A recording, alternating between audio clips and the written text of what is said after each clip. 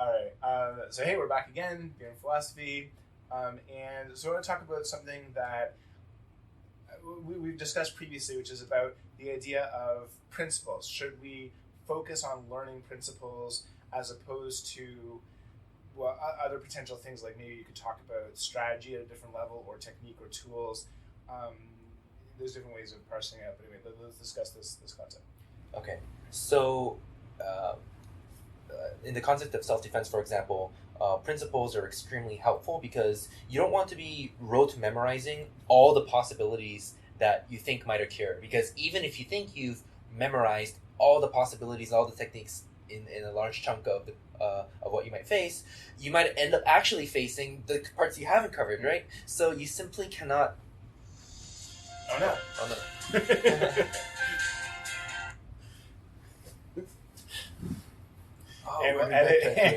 And jump cut to here. My phone rang. Yeah, whatever.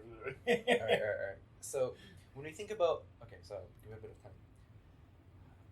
When we think about principles in the context of self-defense, it's really important because you don't want to be rote memorizing for all the possibilities that you might face. So even if you think you've got it, you've foreseen it, you've figured it all out, you might end up actually facing a totally unexpected series of events, right? So I think the general process of learning to deal with real life is you understand principles such that any situation you face, you can gain clarity by using these principles, right? So you're organizing a situation, you're understanding a situation with these general ideas. Yeah, because I think one of the things, so taking self-defense as an example, it's I think even worse perhaps than you're alluding to, because if I am practicing in a very sanitized environment where I get a certain stimulus and I give a certain response, whatever, and I've got that kind of pre-programmed stimulus response going on, then in the real world I'm very unlikely to face that exact stimulus. It's going to be slightly different. In fact, it's going to be subtly different in many, many ways. The person won't be wearing martial arts gear, probably. It'll be dark out. It's going to be rainy and slippery. Like, there's going to be so many different factors that weren't present when I was training in that sanitized environment. And so even if the physical situation is exactly identical, all those other factors will serve as a confound to me being able to access that technique or whatever. It's a very interesting concept. It's let's call it like something along the lines of stimuli similarity, right? Mm-hmm. Yes.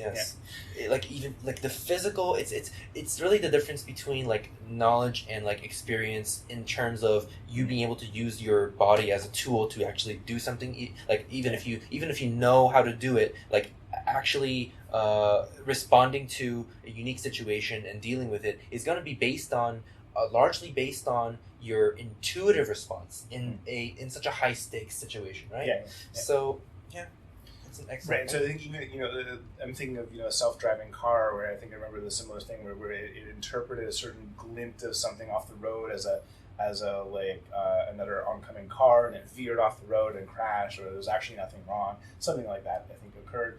And so similar to that the similarity of stimulus, as you said. And so something either might get triggered when it shouldn't have, or might fail to be triggered when it should have, based on that.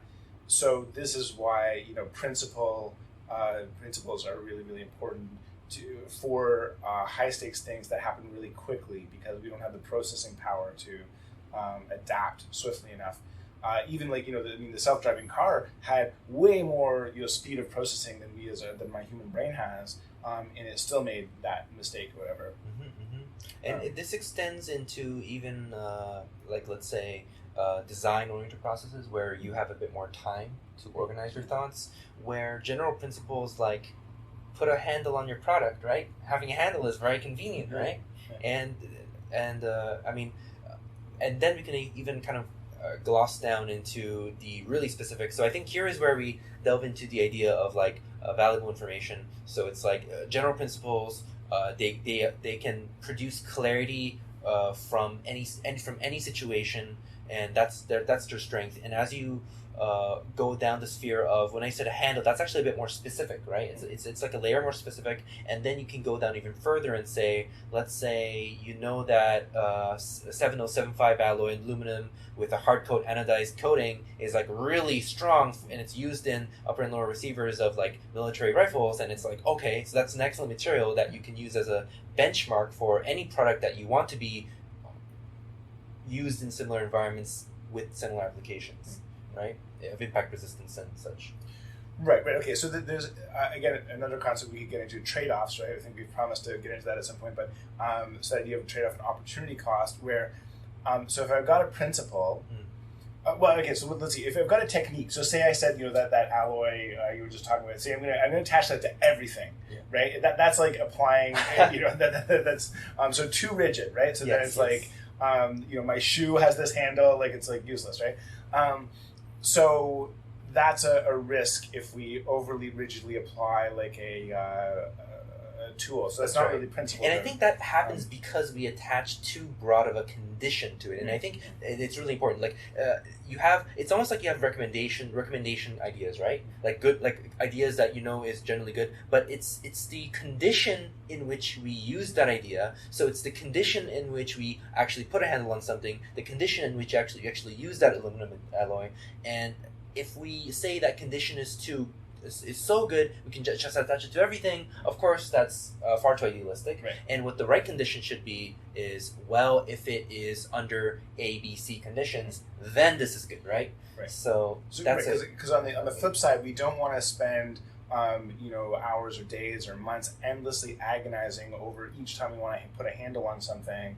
Well, exactly what angle should it be at, and all these things. What should we construct it from? So that's too far the other direction. Yes, that's it. So we've got to find that balance. I think that's what principle allows us to do, is find a balance between processing time and breadth of application. Meaning, so like if we took 3 months to decide for every action, we'd probably make some, hopefully we'd make some decent decisions out of that. But it would the moment would have passed in most cases, and so we'd lose out on everything. On the flip side, if we just like apply things by rote always, then we're going to misapply our tools. Yeah, and the thing is, like when you learn from rote, it's almost like you're not thinking for yourself. You're actually using what someone else has thought for you completely, right? So you're playing blind into something, right? And a lot of times your unique situation requires that you apply some sense into it. And this is why, like, a lot of people may encounter times where they're like, just use some common sense, right? Because it's like you might be blindly following something, and somebody else might see something in that field that seems so clear, but you were not understanding it. You were just like blindly following the rote memorized techniques, right? Right. So I think that, to my mind, principle allows us to occupy this middle space where we've got enough breadth of responses that we're not spending so long determining the correct course for each action, but at the same time we've got enough kind of process built in, like we were talking about in that ladder of abstraction, that it just kind of happens immediately. We categorize things, we're like, oh yeah, this applies in this case, and so it allows for that balance between appropriate and speed of interaction. On the flip side, I would say you have to be careful with principles, because focusing too much on principles and not too much on like rote benchmarks can lead you to be kind of lost in that high level space, right? Because if you're dealing with just abstract concepts, you'll never be able to get something done, because getting something done requires you to think about very specific things. Yeah. So I think it's really understanding that you need a combination of principles and these kind of generally good techniques, right? Such that you know when to apply them. Because it's like, let's say you have a very good understanding of self-defense principles, but you have no idea, you haven't even practiced any of the actual techniques that you can use. So of course you'll be helpless, because you might understand how to you might understand how to analyze a particular situation, but you can't reach anything concrete in terms of what to do with your body in that sense, right? Yeah. Yes. So I wonder how this. I would need to think more deeply about how this all applies. But so we could think of something as I think a framework that people sometimes use is like objective, strategy, tactic, technique, and then maybe tool or whatever those bottom ones are. But so something like that, I think. And so where does principle fit in that? I'm not even so clear. Principle might almost be like a meta concept of some sort in that. In terms of like maybe I've got a principle about how, applying a particular tool, maybe I've got a principle about what objective I pick. So it might be somehow unrelated to that hierarchy there. I'd have to think more deeply about that. But yeah, so certainly we don't want to, if we only think on the levels of objective and strategy, that's very like high level theoretical things, and it's definitely it makes sense that like a strategist isn't going to know how to, if we take a military analogy, what's the odds that a military general will know the intricacies of maintaining a tank? Chances aren't that high. Right. So we need someone at each of those levels. But yeah, there's a question to what degree a given individual can master all of them. I don't know. There's a lot to think there. There's a really compelling idea about how close the principle is to action, actually. Mm-hmm. So an example of a principle that's really close to actionability is, for example, fight or flight. Right? Yeah.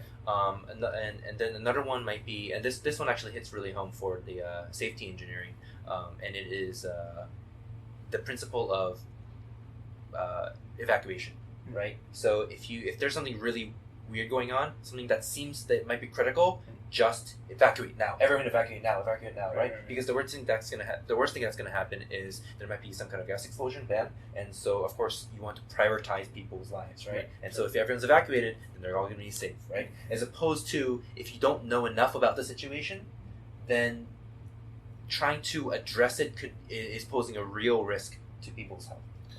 Sure, right, that makes sense. So it's see, that almost implies that there's a level above objective, which is values. So it's like, because maybe the value is let's preserve life, right? I mean, that's a open question. Some people might not ascribe to that, perhaps. But yeah, so if that's our value, then it's like that's going to lead to the maybe I guess technique or tactic of always evacuate. That's right. It's like something like what's wrong? Something's wrong. The ABC is wrong. How much do you know about the situation? We're not exactly sure. Just something seems too weird. This is too weird. Everyone evacuate. Go. Right. Right. And so that makes sense. And of course we could picture circumstances where evacuating might be the worst possible option. True. Right. But those are few and far between enough that it makes sense as a general principle of when an emergency comes up, just evacuate. Yes, like if you're encountering let's say you have a nuclear power plant and you wanna deal as much as you can with the existing situation before you evacuate, because you're in that position to recover the failed condition, right? Right. So no one else is going to be as skilled as the nuclear power plant technicians at doing that, presumably. But so that makes sense. So in a case like that, we change the principle, right? So that the principle is stay and figure it out. Yes. Because the danger is going to just get bigger and bigger, right? Unless it's fixed. Right? Sure. But I was thinking about, so imagine we've got a widget factory, right? Okay. And so there's a whole bunch of things that could go wrong. Yes. There's a fire, there's a gas leak, there's a lot of things that could go wrong. Some of them might be relatively benign. Some wrench gets stuck in the gears. But so if you have a general principle, anytime there's any sort of alarm thing going off, we just evacuate the building. That seems like under 99% of the cases, that's going to be the correct action. And now assume the alarm condition is that there's some sort of terrorist outside with a automatic rifle gunning down anyone who wanders by. Then it's like that reaction is actually unhelpful in that particular case, right? So it's so rare. That the principle should still stand, because 99.9% of the time evacuating is the correct action in that widget factory. But sometimes that principle is actually going to make you worse off, based on so that's the downfall of a principle is that sometimes it leads you to make an incorrect action, but the benefit is that it does it. So like the principles are useful when speed of implementation is important. It's interesting how like there's like multiple layers of how principles are general, right? Because like this actionable principle, it's almost like it's the recommendation to evacuate generally in a situation is actually a bit of a rote memorization like concept, right? So it's like it's almost like we can derive that this principle, the evacuation principle, is general in meaning, yet very concrete in practice. Right. So we want, and so like there might even be layers of principle because so you might want to have the principle is check what's going on, and then either evacuate or don't. Right, like that could be a principle.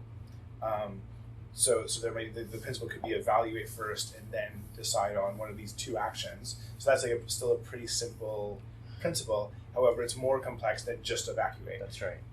So you want to tailor the principles based simplicity, simple and complex. Yeah, another exactly. spectrum idea. Yeah. And then let's give an example that's kind of like on the other side. So we have evacuation principle, but then we have, let's say, in self-defense again, a more analytic principle where the principle of closest target, right? Yeah.